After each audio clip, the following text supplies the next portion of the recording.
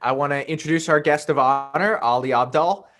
Just checked his channel, 2.66 million YouTube subscribers, which is just absolutely bonkers. Like, I always think of baseball stadiums, which are like 40,000 people. So, Ali, you have like 70 baseball stadiums or 80 baseball stadiums worth of people who subscribe to your channel, which is just absolutely insane. And you're incredibly prolific. You are a writer in terms of writing the YouTube videos that you do, in terms of the team that you lead. I think it's now 17 people. And now you're working on a book, which is a lot of what we're going to talk about today. And I'm just a huge fan of yours, especially after spending a week with you in London earlier this month. So welcome to the workshop, man. Yeah, thanks for having me on. It's an honor to be here talking about book stuff. Writing is a thing that I have been struggling with for a few years now. I think, when it comes to the medium of video, I've kind of gotten used to it, but there's all sorts of challenges associated with writing that I have not yet gotten used to. That's in writing a book, writing Twitter, writing website blog posts. Like, I find it now easy to make a YouTube video, but it's so much harder for me to write a blog post or to write a Twitter thread. And so, yeah, just want to learn everything I can from you, man. I'll start off with a question for you, Ali. When we were in London, we had our own little writing therapy session that I think we're going to replicate and build on today. But one of the things I said to you is you were really down on the book that you're writing. And I think this applies to all of you, whether you're early on in writing articles, whether you're trying to write more substantial essays, and you were down with some of your early drafts. And what I said to you is you hadn't been through the cycles from a shitty first draft into something good. And I want to dive into that. What do you think is going on there with your lack of faith in the ability to improve your ideas on the page? That's a really good question. Yeah, so I think as per your advice, we have now hired an external editor who we started working with as of yesterday. So that's exciting. But I think like when I put my ideas on the page, I just think they're absolutely awful. I think, why the hell would anyone read this? Like, it's a shit show. It's like they kind of don't make sense. Maybe there's a sentence here and there where I think, okay, that actually sounds reasonable. But when I compare it to the books I have, the books in the genre that I read all the time, when I compare it to any other book I've ever read, I think, oh, this is really well done. And then I look at my stuff and I think it's just so bad. And yeah, I guess that was something that you and I were sort of exploring as to why I feel that about basically everything that I write. And why do you feel like you don't have faith in your writing in a way that you do with YouTube videos? Like what are the ways that they're the same versus different? I earnestly felt like you didn't have faith that you could take a first draft that you weren't satisfied with and improve it. It was as if it was like people talk about the Northern Lights, but you've never seen the Northern Lights. So somehow it just like feels like this elusive mystery that isn't actually there. It's like you've heard about it, but you don't actually understand it. Yeah, it's like with YouTube videos, like, I was filming a video earlier today comparing 6 different noise canceling headphones. And it took like 4 hours to film, and it was a faff all the way through. And I was swearing at myself and swearing at the camera and just, sort of really struggling all the way through filming this video. But I know that in the edit, it's going to look seamless and it's going to look sick because I have done this experience of turning what is a shit show in filming into a polished product in editing hundreds of times over the last 5 years. Now, when it comes to writing, I've never done that. And so I think that's what happens, where it's like, I know what I'm writing is awful, but I haven't seen what the editing process looks like to actually make it good, ever. And so when people say, oh, a book is written in the edit, I'm like, okay, if you say so, but like currently it looks really bad and I have no idea how it's going to turn from that into a final product, having just not done it before. Yeah, one of the things from spending so much time with you just a couple of weeks ago that I know you're struggling with is finding the space, the time in your life to write. And this is something that every single person on this workshop right now faces. And so where have you succeeded and where have you failed in that endeavor?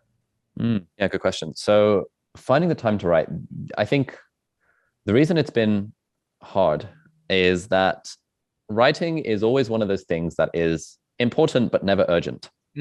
Whereas for the other stuff that I do, when I was working as a doctor, you have no option other than to go into work. It's just Someone's not dying. Even a consideration. Yeah. And, if someone tells me to do something that, oh, this patient needs a blood test or needs an IV or whatever, it's not an option. It's going to get done. Similarly, I think that was the way I approached my YouTube channel for the last 5 years, where we have to upload a video or two every single week. And there's just no two ways about it.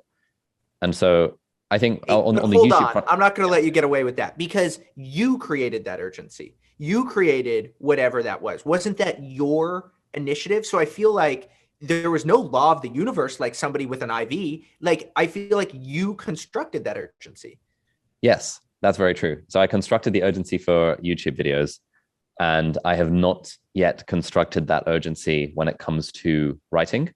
I think also part of the reason is that if for example I decided that, hey, I'm going to publish a blog post every week or a Twitter thread every week, okay, I can turn that into a thing of urgency. But with a book, it's like I need to have done my book 6 months from now, where I've got 80,000 words and it's good, and it's like that is a mountain which I have not yet had the discipline or consistency to turn into these actual bite-sized bits and turn it into something that has a deadline. Yeah. For the book, talk about that sort of main premise, the pilot, the plane, and the engineer, and how I think for a lot of us when we're thinking about writing, having these metaphors that provide a frame for what we're thinking about can really guide us. Is that something you're still using, and how has that evolved over time? And explain the metaphor. Yeah, so I've been thinking about this. Like anytime I talk to someone about the book, they're like, "Oh, what's your book about?" And I'm always like, "Oh, that's a really good question," and I really wish I knew the answer to that question. This was the first thing this new editor said when she came in. She was like, "Okay, we need to figure out what this book is actually about," because I think you start off with a key idea, and then you go off on this sort of structuring stuff, and then you start to miss the forest from the trees, and you pull back a bit, and you're like, "Okay, what's actually the key idea that I'm trying to express here?" So I guess if I were to describe what the book is about, it's basic. It's sort of a book about productivity, but it's not really, in that it's trying to answer the question. How the hell do I describe it? Basically, the thesis of the book is that we think that the path to success and productivity and whatever is through discipline and through hard work. Whereas there is another way, and that way is to make the thing that we're doing more fun. And if we make it more fun, then we're more likely to do it. And we can work with our kind of human psyche, where fundamentally we only do things that we actually want to do. And I think so far, if we kind of go a little bit meta, when it comes to writing this book, I have not yet found a way to make it fun, to make it fun enough that I actually want to do it. Whereas for YouTube videos, it's actually quite fun making YouTube videos, working with a team. It's fun working with a team. It's fun showing up each day and thinking about what content to make. I get immediate feedback. I get audience participation. I get views and so on. So making a video feels fun that I want to do it, but writing feels not fun, and therefore I don't want to do it. And so how do in a you use way, your I'm own trying advice to solve that problem? That's in theory anyway. I think that's what the book is about. This idea that we can make whatever we want to do more fun, and then we're more likely to do it. How would you use your own advice to sort of talk to yourself? Like if I come to you, hey man, I'm writing a book and I just don't enjoy it that much. I really want to write it. I have a bunch of expertise. I was one of the top students at Cambridge. Then I built a giant YouTube channel while also being a full-time doctor. But I just haven't. So I have all this expertise, but I just haven't found a way to make it fun. Like, Ali, can you help me out? Okay. So I think there's two things. There are broadly two problems that most people have, that I have in this as well. The first one is procrastination, which is a problem with getting started. And the second one is distraction, which is a problem with like staying focused once you've already started. So the advice that I would give to you in that position is like, okay, are you having a problem with just getting started and putting words on the page? Or are you having a problem with kind of losing focus and doing other stuff when you should be writing? And so I'd kind of be asking that question. So what would your hypothetical response in that situation be? And we'll kind of go one way or another. I mean, I would just say, the biggest thing I'm taking from this is you figured out how to do small chunks really well. And I just think that this project is too big right now. Yes, I agree. So that's kind of how I think that's a big part of, in general, why we procrastinate from things. And it's weird because I'm sort of suffering through this as I'm writing and researching about this stuff as well. We procrastinate when something is too hard. And essentially the solution to procrastination is to lower the bar and make it as easy as possible. Now, one way of making things easier is by actually having clarity on what we're actually doing here. I used to find with when I was a medical student, if I would say that, okay, I've got this 3 hours to study physiology, nothing's going to get done because study physiology is like too big a thing. It's like there's a textbook that has 1,500 pages. I'm not going to study physiology. Whereas if I found it was like, okay, I'm going to read pages 45 to 48 of chapter 6 of kidney physiology and to answer questions 5 to 10, then it was a much easier thing for me to get started with because now I've actually defined what I'm trying to do.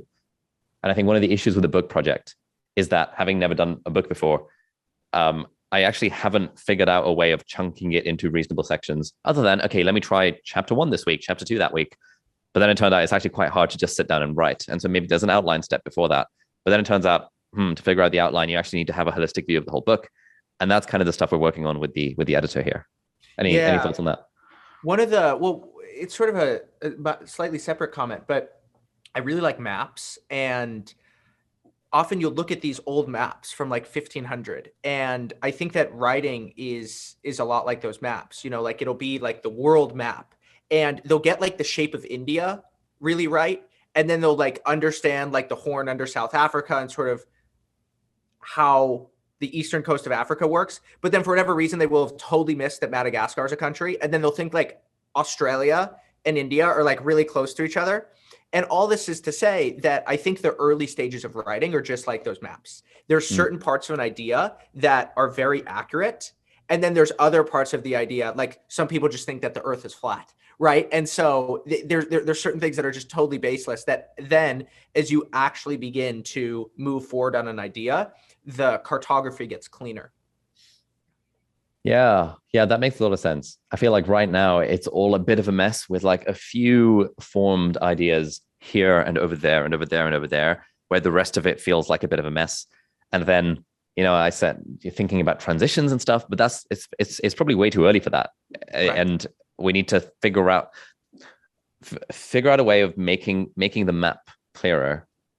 But then I think if I think about what you said about kind of chunking it down, I think the problem is that I find it hard to figure out how to chunk the project of make the map clearer into smaller manageable chunks that I can do one at a time. Yeah. Does that make sense? Yeah. So you could think of it as like islands and bridges. So what you do when you start is you just build a bunch of islands. And so you basically say, okay, there's gonna be this pile of stuff, which is this idea of things that I learned about how to find joy in whatever it is I do. And so that's like one pile. And then it's like this pile of different ideas around how do I avoid procrastination? And you're sort of thinking about different aspects of productivity, and you're not worried about those transitions, which I call the bridges. All you're just trying to do is build individual islands. And then what you can do is you can say, this week I'm going to build this island. Next week I'm going to build that island. And over time, see where different islands connect. And then later on, you're building bridges between ideas. Oh, that's really good. I love that metaphor of islands and bridges. I've never heard that one before. That's good. That would make so much sense because I think right now I'm focusing on, I need to start with island number 1, and then I need a bridge to island number 2 and a bridge to island number 3. But in reality, I should just be sort of actually scattergunning approach to the islands, filling in the islands and worrying about the bridges. And I guess worrying about the sort of which islands go together to form a continent further down the line. Yeah, exactly. And I think that just sort of emerges. That's the hard part of like, I think writing a book where I mean, let's just like go down into writing an article, because it's the same way. Like these things are fractal. And so what you experience on a small level often sort of moves into different scales. And I mean, I see this with writing an article all the time. So like I was writing a piece this morning, and so I had 3 documents on my screen. So on the right, I had my most recent document, which I'm basically saying like, this is going to be my most recent draft. And then on the left, I had 2 rough drafts. And so one was like an older draft that's like a little bit more notes. And then on the right was like a fresher draft, but it's a little messier. And I was writing a lot of stuff with my eyes closed to just like try to feel that idea and like have it move through my emotions onto the page. And then what I did was I took the best of those and then brought it on to the next page. And all this to say, over here, I'm sort of exploring, and then I'm bringing it in and trying to clean it up in this draft. And when you're exploring, you don't know what you're going to end up with. Like all that is very sort of emergent and random. Nice. Yeah, I think that's one of the very tactical ways in which I am probably doing this wrong, in that I am kind of working within I'm working in a single Google Doc right now, which in a way, as much as I'm against the whole, bro, which pen do you use to write? I think the pen of Google Docs encourages a very linear form of thinking. Whereas just that thing you said of just having 3 documents side by side, I was like, oh, that's a great idea. That sort of makes it more of able to be a little bit more creative and move things around.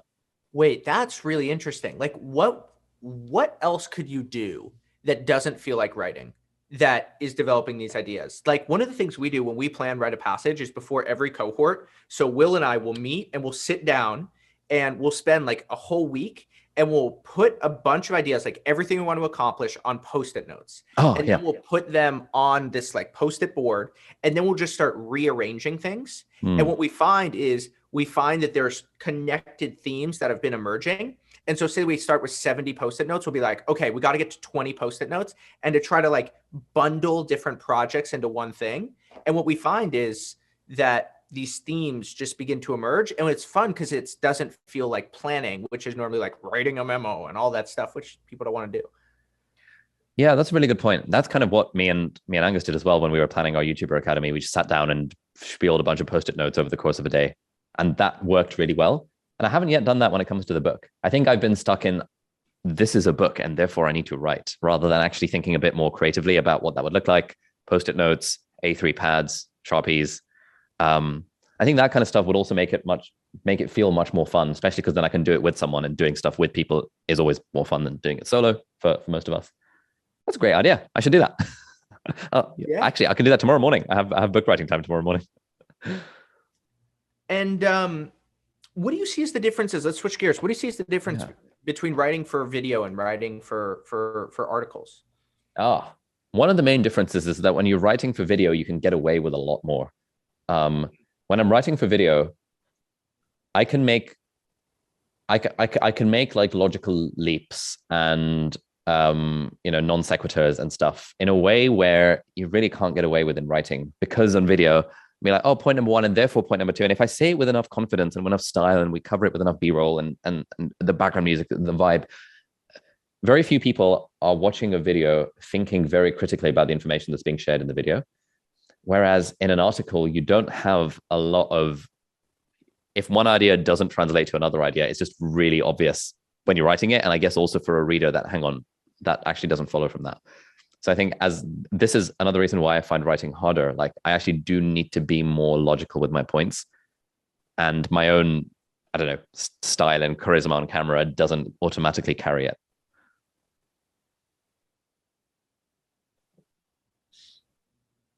Yeah. I want to sort of do a little experiment. So we have Michael Dean, and he's like the John Madden of Write a Passage. So what he does is he comes in, he's like one of those football announcers who comes in with the play-by-play and sort of like breaks down what's going on.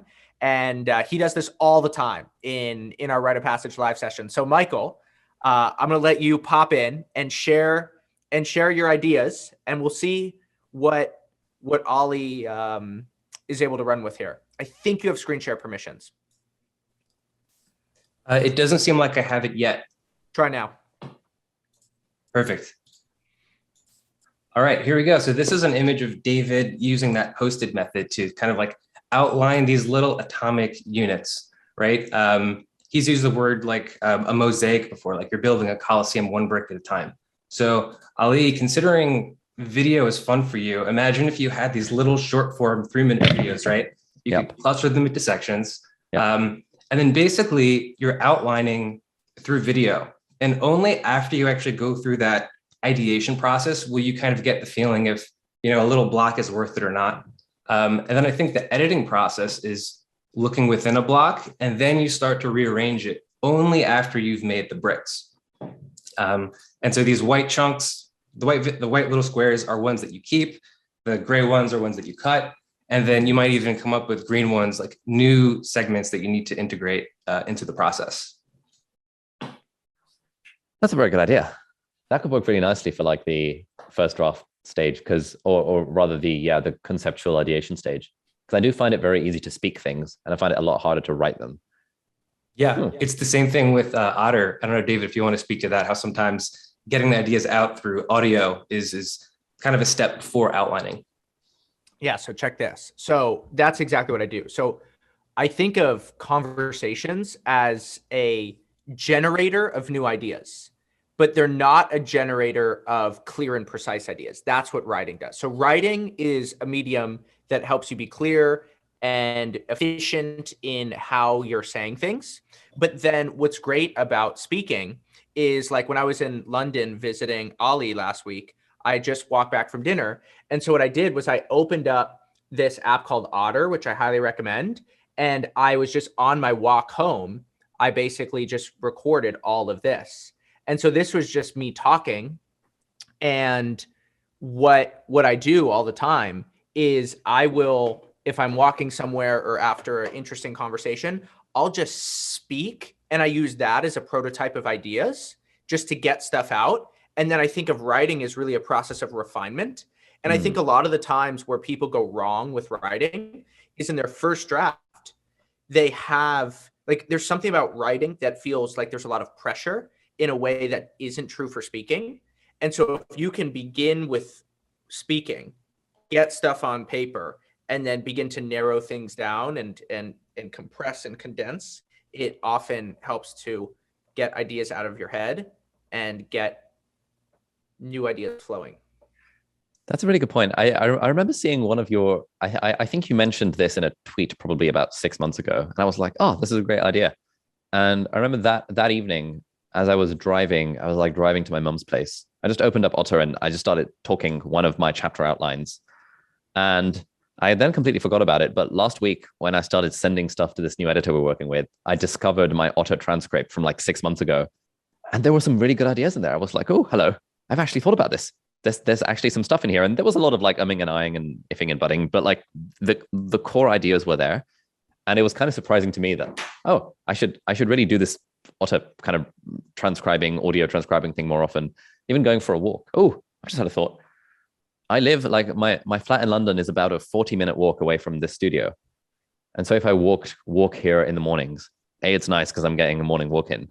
And B, I can just have my AirPods in and just like talk stuff. And just be like, yeah, I'm currently thinking about chapter 6. Chapter 6 is all about like autonomy. And therefore, here are some ideas, bang, bang, bang, bang, bang, bang. And then I can look at that when I get into the studio where I've got 3 hours of writing time every morning. And so theoretically, that is a kickstart to the writing time then, because I'm not starting from a blank page. And I know that's something that you talk about a lot in Rite of Passage, at least that it was when I took the course about 2 years ago. That kind of starting from a blank page is probably bad. Yeah. Yeah. I mean, I did that walk from your apartment to the studio. Yeah. It was great. It's great. You get to walk by the canal. Yeah. And that's actually exactly what I was doing. I was just capturing ideas. You get to go down Liverpool Street. Never been there before. Nice. Yeah, exactly. It's so much easier. And the thing about Otter that's really nice is you just get the instant transcript. All right. This is good. So action points for me are, I'll walk here tomorrow morning, do some Otter transcribing on the way here on my AirPods. And then when I'm here, get one of my team members together and we'll do a brainstorm and Post-it notes and just on an A3 pad that's lying around so that it feels less like writing and more fun for that initial ideation phase. Yeah. Let's sort of go to the opposite side of this, like the process of experiencing something as a reader, as a consumer. You emailed me yesterday and she mentioned your name, the woman who wrote How Not to Die Alone. Oh yeah, Logan Ury. Yeah. I'm going to talk to her. She's the director of relationship science at Hinge, and I know you love that book. So for you, for Our Work Week, you like that book. What do they have in common? What are you going for? Oh, good question. Okay, so I think for me, it's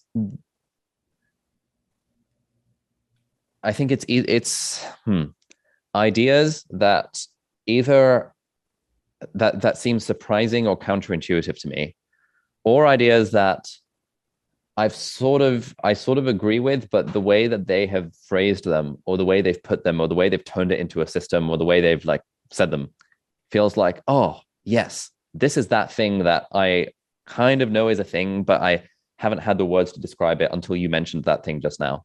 Mm-hmm. And I think, yeah, I think generally when things are counterintuitive, or I think really it's surprising. Like when I find things surprising, it means that I do not already know the thing, because we only get surprised by stuff that's novel to us. And so I know that Julian Shapiro calls these like dopamine bombs or something like that, where you get that little spike of dopamine because something feels surprising.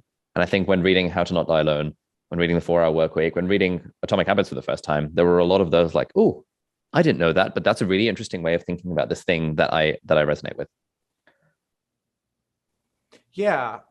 One of the things I always think about on that note is, like, I look for images, something that feels like I can see it.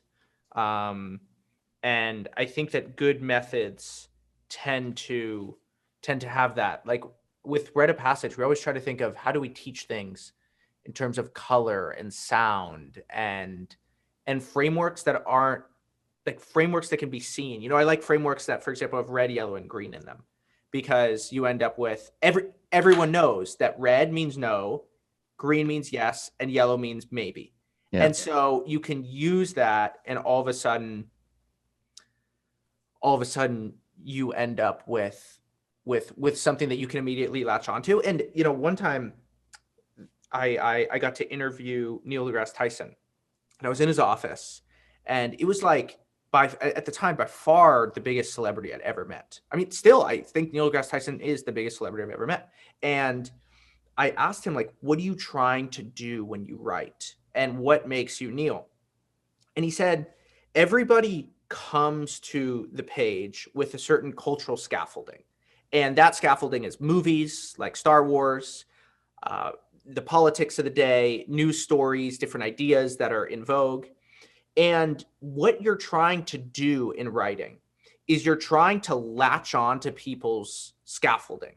And that way, what ends up happening is the leap from where people are to where you want them to go is shorter. And I think that as writers, that's what we're trying to that's what we're trying to do. We're trying to get in the mind of our reader and ask, how can I communicate this idea in the way that requires the smallest cognitive leap? Nice. I'm literally writing that down right now, because that's a great way of thinking about it. So I guess, yeah, I think that makes a lot of sense. I think it does require knowing what idea you want to communicate. And sure, that is currently the bit where I'm feeling a bit stuck, in that, again, when it comes to writing a book, it's easy enough to know what the broad ideas are that I want to communicate. But then I get a lot of imposter syndrome when it comes to the sub ideas, where I think, is this actually true? Like, why would anyone listen to me about this? Maybe my insight on this is just based on a personal example. And we're like, okay, cool, let's find case studies and scientific studies that support this point. And then we end up going way into the weeds, where we probably should be zooming out a bit and actually thinking harder about, like, what am I actually trying to say on the page right now? And I guess, what is the most efficient way for the reader to get it? Well, I often just think, what do you want as a reader? So when you like to read, do you like scientific studies? Do you care about people's personal experience? I like a bit of both, to be honest. I like stuff to be backed up with at least a nod to scientific evidence, because then it makes me feel smart, and it makes me feel that, yeah, this thing, it's not just the author making shit up. But I think the thing that I most appreciate is some kind of system. James Clear's 4-part system, make it easy, make it satisfying, make it whatever for his habits. I've even forgotten the system, but when I read it, I was like, oh, there's a system. Sick. This is so good. And I think sometimes just the existence of a system, makes me feel good that I have understood this in a way that I didn't before. Let me give you a sort of a way to think about this. So never had this thought before, but on one hand, you have a book that is sort of all science. And so what that means is Everything is empirically validated. It's been replicated, and there's very little humanity, all things equal, less humanity in that kind of book. On the other hand, of piece, and look, this applies to articles, applies to everything, but on the other hand, is it's like all personal experience. And that is like, well, that's just your experience of the world and all those sorts of things. And I would say like often like a memoir is like that, right? And then I think that there's something in the middle, which is what I hear you going for, which is enough of the science that it feels like it has some weight and some power behind the ideas. But I'll tell you right now, as someone who can't freaking wait to read this book, I want to know what Ali has experienced and what Ali thinks and his unique perspective on this. And personally, if you believe something and it isn't empirically validated, but you know it to be true, and you can have stories and you have enough anecdotes that you can believe that, I think that that gives you a wedge into ideas that are novel and unique. Whereas if you insist on empirical validation, I think you're going to tend to create something a little bit more homogeneous and sterile. Interesting. Yeah, I think that's where the imposter syndrominess comes in, because I was very surprised when you said you would want to hear my perspective on stuff, because in my mind, I'm thinking, why the hell would anyone want to hear my perspective on anything at all? Like, it's not like I'm Elon Musk, for example, where I'd like to hear his perspective on something.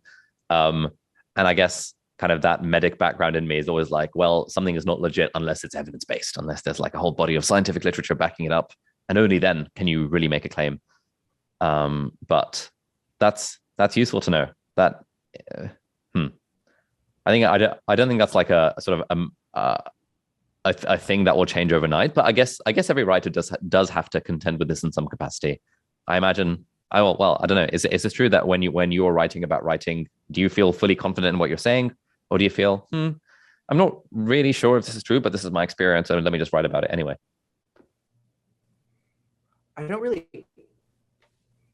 I guess I think of it in two different ways. So the first is when I'm writing a piece about writing or just speaking to you now, I say things with conviction, either because I know that they've worked for me as a writer and they've solved problems in my own life, and I feel those things intensely, or there's a certain idea, way of thinking about things that I've said to people repeatedly that I know always causes a spark in people. And I'll give you an example of that. So one of the problems that people run into when they write is that they know that they're going to publish something online and a bunch of people are going to see it.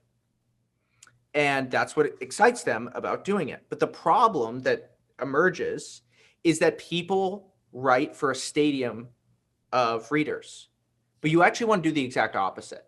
Very paradoxically, writing for one person and writing for one person well opens you up and actually has you doing a better job of reaching a mass audience. And you wouldn't expect that to be true, but I've just had so many students, for example. I remember in our second cohort, we had a student, her name was Rachel, and she sent me this email about wanting to join Rite of Passage. It was phenomenal. It was well articulated. It was filled with critique, and it was just so intelligent. And then she gets in the course, and now she's writing online and in public, and she just has total writer's block. She's just totally mortified by the judgment of the crowd. And what I said to her is, Rachel, if you can be in that same state that you were when you were writing an email, writing's going to be so much easier for you. So all this to say, I've told that story to enough people. And so that then becomes like this anecdotal thing that I've gotten validation from others. And then there's this other thing if I just know something to be true because it's all my own problems. So on that note, so like, this is something that I've been thinking about this for a while, because Tim Ferriss also said that he really struggled to write the 4-Hour Work Week, but then the way he wrote it was in composing a Gmail to one of his friends and just writing it like, dear John, here are the things that I want to tell you in this email, and sort of getting himself into that mind space of writing a book through an email. I guess I've been thinking about this, but I guess where I'm struggling is that like I don't really know who that one person is that I'm trying to speak to. Is this a problem that you have with students? And because, for example, in our YouTuber Academy, we always ask people, who's that one person you want to make the video for? And they're like, oh, well, I don't know, because I have all these interests, and it could be this, and it could be that, and it could be someone from age 18 to age 58, and I want everyone to benefit from this. And it's hard to figure out who that one person is. So any tips for that? Yeah. Who is the person, literally close your eyes. Who is the person who you look at and they're struggling with productivity, and you most want to strangle and grab them by the top of their shirt and shake them and yell at them all the ideas that you have in your head that they need to hear? Who is the person who you can help the very most? And whoever that is, write the book for them. Interesting. I have a friend from school that comes to mind immediately for this. And describe the friend. Like what about them? Are they advanced? Are they beginners? What are they working on? Yeah. So also being, you can keep their identity anonymous. Yeah. So he's a doctor as well, very accomplished guy, top grades in school and in med school, but he's been interested in writing a book for such a long time. He's also been interested in releasing his own music for a very long time, and seems to always procrastinate with both of those projects. And he's an amazing singer. And I've been saying to him for years that he should put his singing out there. And he's like, oh, I really want to, but it has to be perfect. And it's not going to be good enough. And he's literally one of the best singers I've ever met. And so I'm this is good. Like I'm now thinking about him and thinking about how he could benefit from the stuff in the book. It's a good way of thinking of it. And so if I write the book for him, he is like a 26-year-old, 27-year-old dude based in the UK. But then the way I'd write to him would probably also be accessible to an 18-year-old and also to a 35-year-old, because there's not that much difference between writing for someone who's 27 and writing for someone who's 35, I guess. Yeah. I mean, I think that